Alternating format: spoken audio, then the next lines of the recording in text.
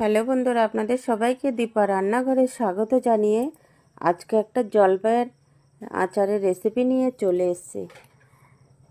টক মিষ্টি এটা দেখেন কত জেলি জেলি হয়েছে না দেখতে। হ্যাঁ, খুব জেলি জেলি হয়েছে। দেখেন এই জায়গায় 300-র মতো জলপাই আছে। ভালো করে পরিষ্কার করে নিয়েছি আমি, ধুয়ে শুকিয়ে জলপাইগুলো ধুয়ে ভালো করে আমি জল মুছে নিয়েছি একটা ন্যাকড়াতে। আর দেখেন আমি লম্বা মানে একটু গোল গোল করে করে চিড়ে দিয়েছি, আমি একটা মাঝখানে এই পাতলা পাতলা করে কেটে দিয়েছি বটি দিয়ে।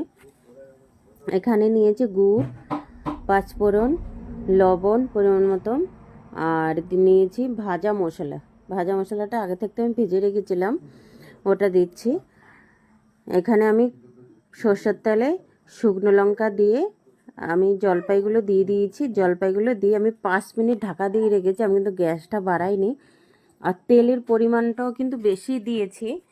দেখেন যাতে এটা মানে এমনি খাওয়া যাবে, এটা রুটি ভাতে সব কিছুতেই খাওয়া যাবে। এটা টক মিষ্টি তো, তার জন্য পরিমাণ মতন লবণ দিয়ে দিয়েছি আর পরিমাণ মতন হলুদ দিয়ে দিয়েছি। আর এখন 5 মিনিট ঢাকনাটা খুলে আমি গুড়টা দিয়ে দিয়েছি, আর একটু কালারের জন্য আমি লঙ্কার গুঁড়ো দিয়েছি যাতে কালারটা খুব সুন্দর হয়। দেখেন এবার কত সুন্দর হয়েছে। আমি কিন্তু গ্যাসটা কম করে করে এটা আমি রান্না করেছি, কেন গ্যাসটা বাড়িয়ে দিলে কিন্তু এটা ভালো হবে না, পুড়ে যাবে তেলটাও। এখন আমার হয়ে এসছে, দেখেন কত সুন্দর লাগছে না কালারটা। আমি ভাজা মশলাটা দিয়ে দিয়েছি, এবার বন্ধ করে দেবো আচারটা।